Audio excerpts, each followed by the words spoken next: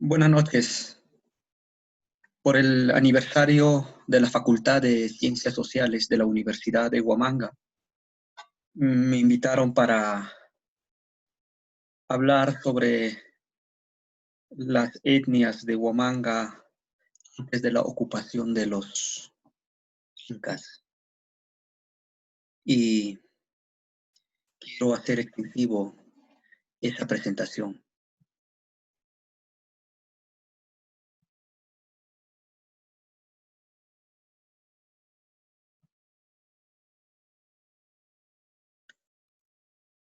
Este tema que hoy voy a abordar es el primer capítulo de mi tesis que vengo avanzando, que la tesis tiene por objetivo, pues, ¿no? Analizar, conocer las poblaciones de Huamanga bajo la administración inca y los españoles. Entonces, cuando estaba investigando sobre la presencia inca en Huamanga, era necesario conocer qué poblaciones habitaron, cuál era su composición social, su característica económica, sus prácticas religiosas de estas poblaciones. Entonces, lo que hoy voy a abordar es esa, ¿no? Las poblaciones de Huamanga antes de la ocupación de los incas. Una de las viejas propuestas difundidas bastante y que ahora todavía tiene mucha relevancia es que decían que la zona de Huancavelica, Ayacucho, Apurímac, fue dominio de los chancas y que estos, durante la expansión de los incas, hicieron una alianza, una confederación y se enfrentaron a los incas. Eh, ¿Cuándo? ¿Dónde? ¿Cuál fue la fuente que utilizaron los diversos intelectuales para postular esta tesis? Empezamos por allí. Por ejemplo, sobre los chancas y la confederación en las tres regiones, tiene como base la crónica de Garcilaso de la Vega. Entonces, Garcilaso, cuando explica la expansión de los incas, cuando están pasando por la zona de Andahuaylas, dicen, el inca pasó adelante en su conquista a otra provincia que llaman Uranmarca, que también es de apellido Chanca. De allí pasó el Inca a la provincia y nación llamada Ancoguayo y Vilca, que los españoles llaman Vilcas. De Vilcas, el Inca llegó a una de las dos provincias muy grandes, a Tunzulia, y así describen. Las fuentes que van a utilizar es la información de Cieza de León. Por ejemplo, él postula, ¿no?, que los chancas tuvieron como su pacarina la laguna Choclococha. Entonces, con estas versiones es donde los intelectuales difunden todo este conocimiento. ¿Cuándo fue esto? Es muy antiguo. Prácticamente en las primeras décadas del siglo XX se está difundiendo este conocimiento, ¿no? Por ejemplo, los intelectuales ayacuchanos que empezaron a postular esta tesis de los chancas y la confederación de los pocras, los huancas, y cómo se enfrentaron a los incas, fue difundido por Víctor Navarro del Águila, el libro Las tribus de Ancuayo. Fue un libro editado en dos ocasiones. Entonces, este intelectual formado en Cusco estaba difundiendo estas ideas, ¿no? Ahora, otro medio importantísimo para la difusión de este planteamiento fue la revista Huamanga. una de las revistas más exitosas, porque salió 100 números de la revista. Después de eso no hubo una revista que superó la cantidad, ¿no?, de ediciones. En ello, por ejemplo, José Luis Fowler hablaba de Ancoayo, jefe de los Chancas, los Pocras, los Huancas, Pío Max Medina de la Confederación, Alfredo Parra Carreño igual de la Confederación Pocra Chanca, Luis Milón Bendezú, alianza de las tribus Chancas y Pocras. También el padre Fidel Olivas Escudero, ¿no?, hablaba de la Confederación. Entonces, en 1920-30 es donde se está difundiendo esta propuesta de que Ayacucho, Apurímac y Andahuaylas era la zona chanca, que habían formado una confederación. Entonces, luego, esta tesis va a ser recogida por María Rostorovsky, una de las eminentes etnohistoriadoras. En su libro, Pachacútec, difunde, ¿no?, la propuesta de Navarro del Águila, que precisamente Pachacútec, cuando pasa por la zona de Ayacucho, por las 3 regiones, se derrota, ¿no? Entonces, se va difundiendo al nivel nacional la idea de la Confederación Chanca. En la década de los 70 hay un giro grande, la intervención de los arqueólogos.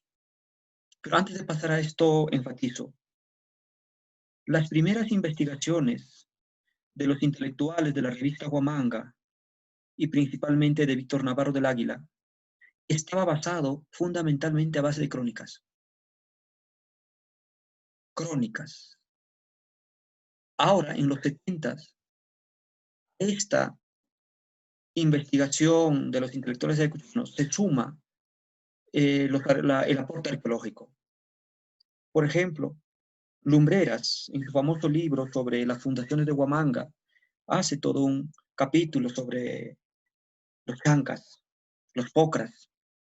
Luego González Carré continúa con esta línea y reafirma, ¿no?, que las 3 regiones, Andahuaylas, Huancavelica y Ayacucho, y la zona de los chancas, en la región donde se formó la Confederación. Y bajo esta línea está todavía los trabajos de Merens, del profesor Vivanco, y también de los estudiantes de arqueología de la Universidad de Huamanga. Cuando tocan el intermedio tardío, se refieren como un área cultural, dominio de los chancas. Entonces, para los 70, los 60 en adelante, el aporte arqueológico fue muy importante, porque a lo que habían dicho los intelectuales ayacuchanos del siglo XX a base de las crónicas, estaban demostrando base de evidencias materiales. ¿Cuál era eso? Fundamentalmente 2 elementos. Las construcciones de formas circulares en la punta de los cerros y la cerámica tosca. Entonces encuentran entre Ayacucho, Huancavelica, Andahuaylas, todo en esa zona, en las partes altas, principalmente el recorrido del río Pampa, se encuentran numerosos asentamientos con construcciones circulares y cerámica tosca. Allí generalizadamente los arqueólogos empezaron a decir, y hasta muchos dicen todavía, que es zona del dominio de los chancas. Entonces, ese conocimiento que se fue dando a base de crónicas fue bien forzado, fue bien alimentado, ¿no?, a base de la investigación arqueológica. Así se difundió. Entonces, hasta allí, ¿no?, este balance de cómo se había generado la idea de los chancas y la confederación. Ahora, estas propuestas de los intelectuales ayacuchanos y los arqueólogos tienen un problema serio. ¿Cuál es? Solo a base de crónicas, excavaciones y algunas prospecciones, dijeron de que esta es una chanca, pero dejaron de lado una de las fuentes más valiosas. No revisaron profundamente los primeros documentos virreinales. Hay documentos de 1540 hasta de 1536, cuando se funda la primera guarnición militar en Quinua, de 1560 al 70.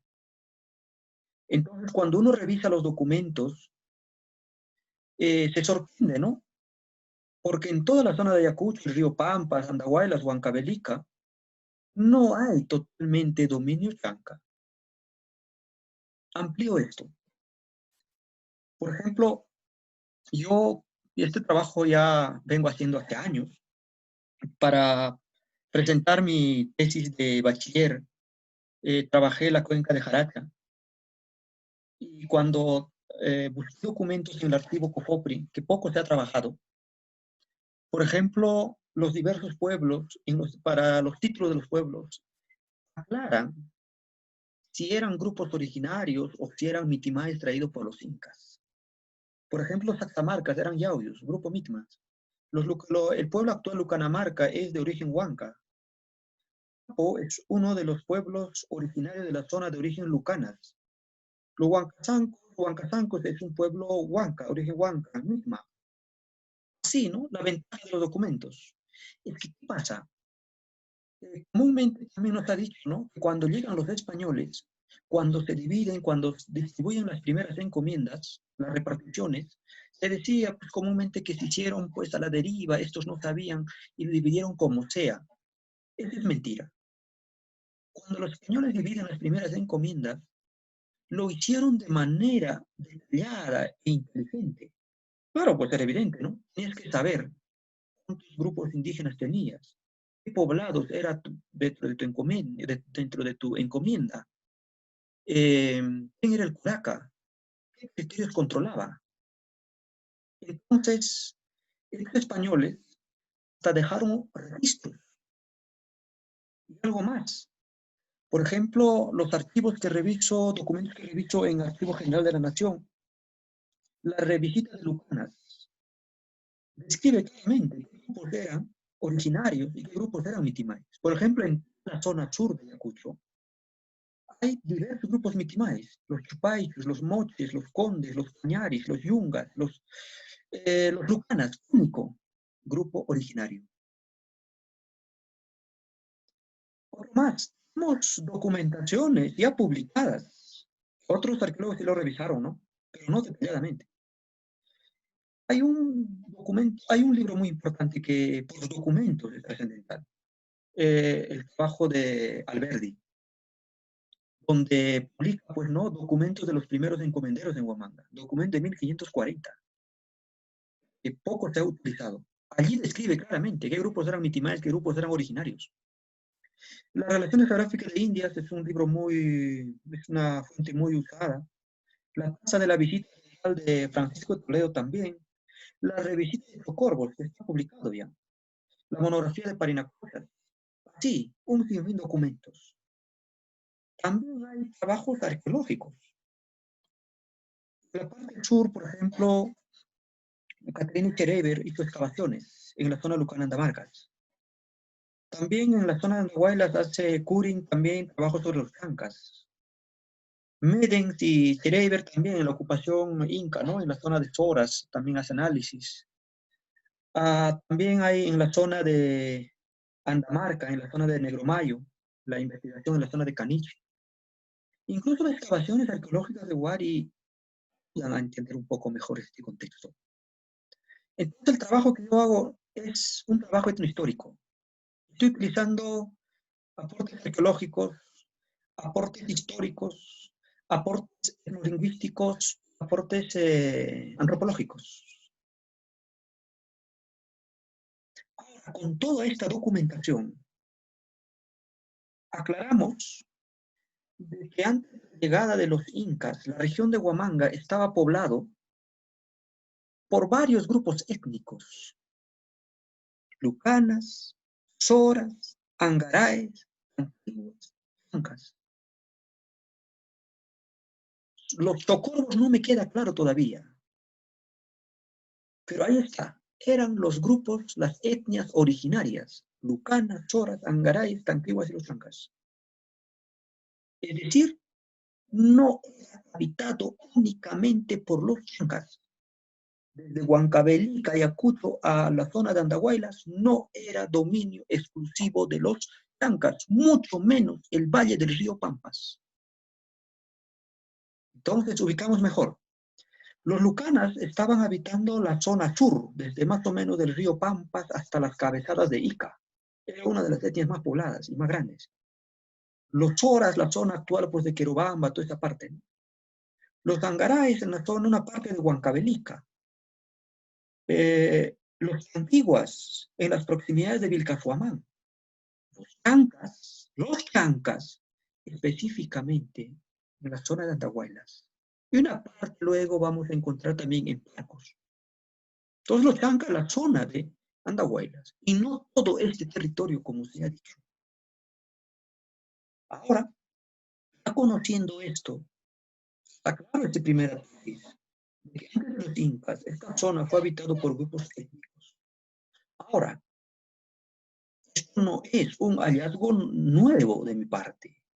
Ya lo menciona Urrutia, ya lo menciona Steven Ester, ya lo menciona Lorenzo Huertas, pero no analizan quiénes eran cada uno de estos grupos. Y lo que hago es analizar a estas poblaciones. Entonces, necesitamos conocer, pues, ¿no?, cómo fueron sus organizaciones sociopolíticas, sus características identitarias de cada grupo étnico, cuáles fueron los elementos de integración de las macroetnias, de estas etnias. Y luego voy a tocar el tema central. ¿Formaron una confederación? Entonces, vamos. Para analizar la presencia de estos grupos étnicos, que lo llamaba también macroétnicos, voy a utilizar la propuesta teórica de Fredrik Barth, una propuesta antropológica, una teoría antropológica, todavía en los 70, pero muy vigente hasta ahora. Por ejemplo, Fredrik Barth habla sobre, para analizar a los grupos étnicos, de la autoadscripción y la adscripción. Cuando nos dice autoadscripción, ¿a qué se refiere? Es cuando un grupo étnico tiene ciertos elementos que le identifican a sí mismos. Ellos mismos se identifican. Ahora, para que esto sea mejor, ¿no?, tiene que identificarlo los otros grupos étnicos. Es decir, va de ambos lados, ¿no? Uno se identifica a sí mismo y los otros tienen que también identificarlo. Ahora, aparte, Fredrik Barr decía, ¿no?, de que cómo se mantiene la identidad étnica. Comúnmente la vieja antropología decía, pues, ¿no?, que los grupos étnicos mantienen su identidad cuando están más aislados, viven aislados, alejados. De lo contrario, la identidad étnica se consolida cuando hay mayor interrelación, una relación mutua entre estos grupos. Entonces, con esta propuesta, empecemos a analizar a estos grupos, a los grupos étnicos de Huamanga antes de la ocupación inca. Por ejemplo, en la autoadscripción, ¿a qué se está refiriendo? Los lucanos, los toras, los angaraes, por ejemplo, uno de sus grupos, tenían una división, ya sea dualista o tripartita. Por ejemplo, los toras eran una tripartición. Hananzora, Lurinzora y los chalcos. Los lucanas eran una tripartición. Los chancas era dualista, Hanan y el Urin. Entonces, pues, si vemos con la vieja tesis de que Tora chanca, no cuadra, ¿no? Eso, ¿eh? Primero, la división dualista o tripartición. Luego, las investigaciones arqueológicas, por ejemplo, en la parte sur, la que hizo Catherine Ferreira, indica de que hay diferencias en la cerámica. No toda cerámica que se encuentra en Andahuaylas, en Ayacucho, en Huancavelica, tiene la misma tradición. Por ejemplo, Schreber habla que en la parte sur es un estilo distinto, hablaba del estilo Toxa. Entonces también cada grupo tenía una definición, ¿no?, en cerámica. Otro también en su manejo lingüístico. Los documentos dicen que estos pueblos hablaban algunos aymara, ¿no? El trabajo de Curin menciona que también cada grupo étnico estaba teniendo una diferenciación a través de la modificación craneal. Entonces, estos son los elementos principales de la autoadscripción, de cómo se identifican los grupos étnicos. Ahora, en la adscripción, de cómo lo ven los otros, es cuando hablamos, por ejemplo, que estos grupos étnicos, cada grupo se identificaba con un atuendo, un llauto, como una especie de vincha que llevaban. Y el documento dice que esto fue impuesto por los incas, pero en realidad no fue tanto así. porque es una tradición que, desde la época Wari ya se ve. Por ejemplo, fíjense esta imagen. Allí encontramos hombres, ¿no? Con cinillas. Ahí está el auto, ¿no? Entonces, esta es una tradición que se mantiene.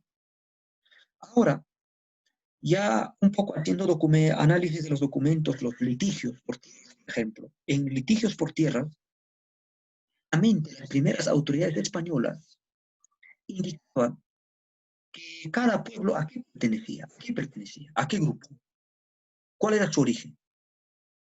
Por ejemplo, en un litigio de Huamanquiquia, de un pueblo de la zona del Valle Pampa, Jaraque, toda esa zona, a los lucanas, cuando tienen litigio, a los huamanquiquianos, cuando tienen litigios, por ejemplo, los manchirinos, a los de Huamanquiquia directamente dice, los indios de Huamanquiquia, lucanas, los indios Sarua, huancas.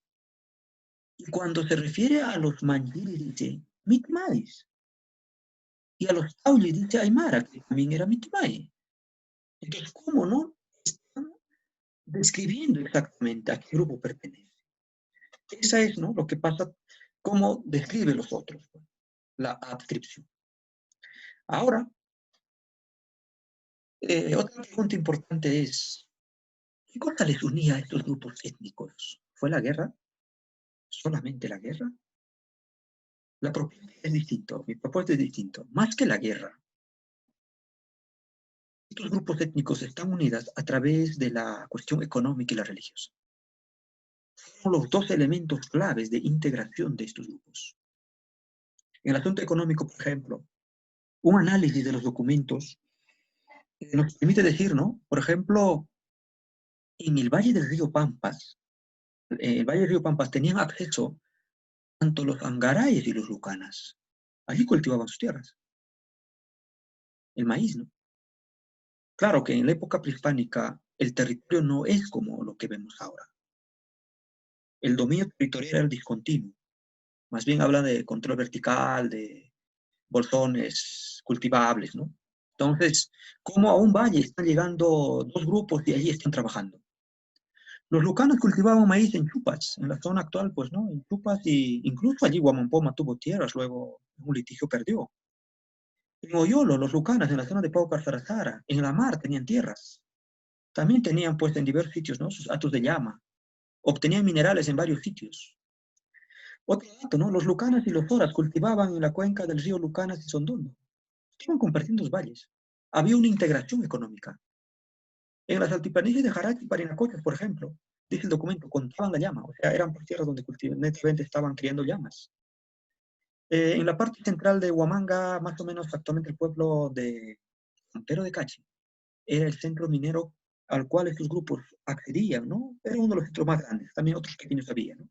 Esto era el elemento que les unía, los recursos económicos. Una integración económica más que la guerra. Aparte, estos grupos étnicos estaban interrelacionados a través de sus dioses, de sus huacas. Por ejemplo, tenían como huaca importante, pues, ¿no? A Jarguarazu, Sarazara, Razuilca, el mismo Vilcas Huamán. Eso está muy claro, ¿no? ¿Por qué los incas llegan a la zona de Huamanga y ocupan a Vilcas, determinan a Vilcas para ser un centro administrativo? Es que Vilcas, antes de los incas, ya era un centro religioso. La crónica de Pachacuti Yanqui dice que en las cercanías de la zona donde actualmente Vilcas, ¿no? Había un sitio de las 7 huacas. Y ahora no solamente era de este tiempo, ¿eh? Esa zona era tremendamente religiosa. Las investigaciones, por ejemplo, del profesor Cirilo Vivanco, de Edison, profesor de la universidad, el formativo todavía, mejor dicho, para el horizonte, ¿no? Para la época más o menos contemporánea de Chavín, ya encuentran en Tucre, por ejemplo, ¿no? Un asentamiento de mucha importancia religiosa. Entonces, estos grupos están interrelacionados a través de sus deidades. Entonces, pues no hay constante integración en las huacas, donde asisten a las montañas, las lagunas, los centros ceremoniales. Entonces, más que la guerra, hay una integración económica y religiosa. significado de los apus, pues no, esto creo que ya conocemos y no necesita mucha explicación, ¿no? Por ejemplo, Sarwarazu representaba la masculinidad, y lo masculino, ¿no? Masculinidad. Y Sara femenino, ¿no? Hablando de netamente de la cosmología, ¿no? El Hanan, el Kaipacha y el Ukupacha, principalmente el Tinkui, ¿no? De cómo estos eran sitios de integración de estos grupos. Ahora, la pregunta, ¿no? Siempre nos deja todavía algunas dudas, y que va a dejar más, eso es bueno lo de la investigación, ¿no? ¿Estas etnias conformaron una confederación? ¿Qué elementos encontramos para eso? Porque siguiendo las crónicas, sí, pues, ¿no? Se sigue diciendo ahora de que hicieron una gran confederación y enfrentaron a los incas. ¿En verdad es así? Entonces, aquí es lo que yo sostengo, de que no hubo confederación. Y voy a explicar 4 razones. 4 razones de por qué no hubo confederación. A ver, vamos por el primero. A ver, no eran etnias políticamente unificadas. Como eran varios grupos étnicos, está claro que no estaban totalmente unificadas. Por ejemplo, los trabajos pues, ¿no? de Schreiber, Brian Bauer en la zona de Andahuayla, Schreiber en la zona de Lucanas, mencionan de que no eran etnias totalmente cohesionadas, que estaban unidos para levantarse y enfrentar a los incas. No, no, no es eso. Ahora, este análisis de que no estaban políticamente unificadas, está demostrado incluso para otras zonas del Perú. Por ejemplo, los trabajos de Daltrey en la zona del Valle de Mantaro, habla de que los huancas nunca estaban unidas, más bien de la época inca para adelante. Más antes, ¿no? Estaban divididos en 3 grandes grupos. Igual en la zona del altiplano, los collas, lupacas, nunca estaban unificadas. Entonces, no está, en el intermedio tardío no tenía una formación política compleja, cohesionada y poderosa. En palabras de Daltrey, queda claro, probablemente nunca estuvieron unificadas ni desarrollaron una complejidad sociopolítica de un Estado, ni antes ni después de la sociedad inca. Esa es la característica de esto. No están unificadas. Los lucanas, aparte, los toras, más que unificados por asuntos religiosos, económicos, y no tanto por la guerra. Esto que queda claro. Dos, si nos decía la vieja tesis de que estos pueblos se juntaron y enfrentaron a los incas, no está hablando de una unidad grande, ¿no? Pero eso no hubo. Por ejemplo, como dicen que los toras siempre tenían guerra con los incas. Y estos pueblos están peleando constantemente entre ellos. Tampoco vivían todo en paz, ¿no? Había conflictos, pero no de la gran envergadura como nos ha dicho.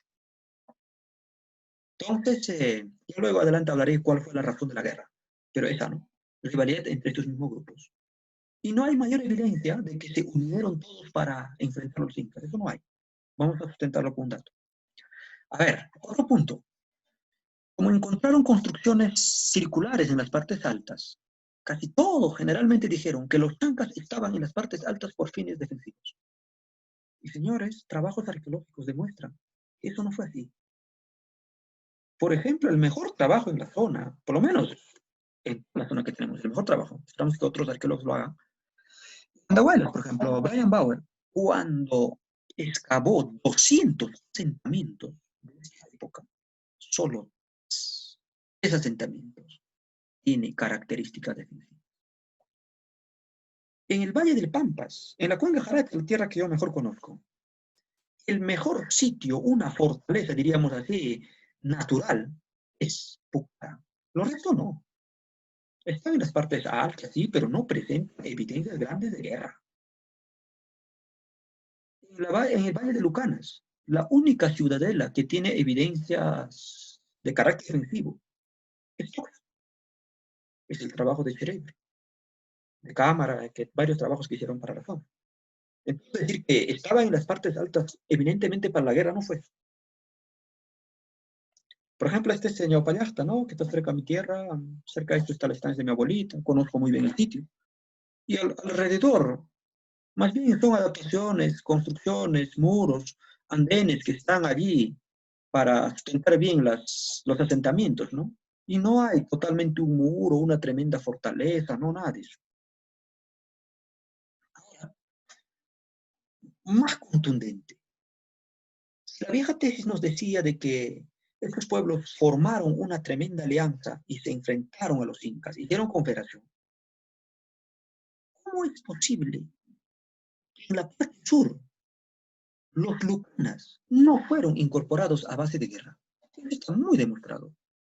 Yo encontré documentos clave de esta, porque esto fue mi tesis de maestría y lo profundicé mucho de los lucanas. Los lucanas fueron incorporados a base diplomática, una alianza con el Inca. El Inca le regaló mujeres, perdón el término que diga regalo, regaló mujeres, ellas, y se incorporó así diplomáticamente. Y los lucanas se convirtieron en los cargadores del Inca. Y eso es su tarea. Entonces, esa de que la guerra fue la que dominó, no hay de eso. Algunos grupos caen bajo la guerra y otros bajo la alianza. Es decir, los incas utilizaron diversos mecanismos de incorporación. En conclusión, entonces, no hay confederación blanca. No hay suficientes argumentos. Ahora, incluso el análisis de los asentamientos demuestran de que estos pueblos no estaban pues preparados generalmente para unas guerras prolongadas. Tuvieron conflictos pequeños entre ellos, sí. Y ahora vamos a eso. ¿Cuál fue la razón de esta guerra? ¿Por qué la gente vivía en las partes altas? No está tan sustentado esto, pero ya dejo claro algunas cositas. Vivieron en las partes altas por las sequías. Investigaciones, por ejemplo, hecho en el altiplano, más o menos para el 900, 1020, el año 1100, las poblaciones se enfrentaron duras sequías. Y eso fue la que motivó a la gente a subir a las partes altas. Se establecieron allí. Es que en las partes altas aún todavía quedaba agua. Y la guerra estaba fundamentalmente por el agua. Estos grupos estaban dando sus enfrentamientos constantes, principalmente por el control del agua. Ahora, cuando es tiempo de sequía, calor intenso, se propagan las enfermedades. Hay un colega Valdés que postula esa tesis y creo que me parece necesario seguir pensando en eso. Por eso estas poblaciones están en las partes altas, no tanto por la guerra. Ahora, incluso, es una tarea para los antropólogos, ¿no? De que los mitos, las leyendas que se dispone para la época, por ejemplo, de la Ninapara, de los gentiles, todo esto, el tema de fondo es la sequía. Un tiempo caluroso, ¿no? Por algo hablan de Ninapara, ¿no? Entonces, es la razón de que estas poblaciones están en las partes altas. En conclusión, antes de la ocupación de los incas en nuestra región, no dominaron los chancas, sino estaban grupos étnicos distintos, lucanas, soras, angaraes y los chancas. Una diversidad étnica. Ahora, no estaban unidas principalmente por la guerra, sino por la práctica económica y la religiosa. Sí, no hay mayores evidencias para seguir diciendo que hubo confederación. Gracias. Quiero terminar con eso.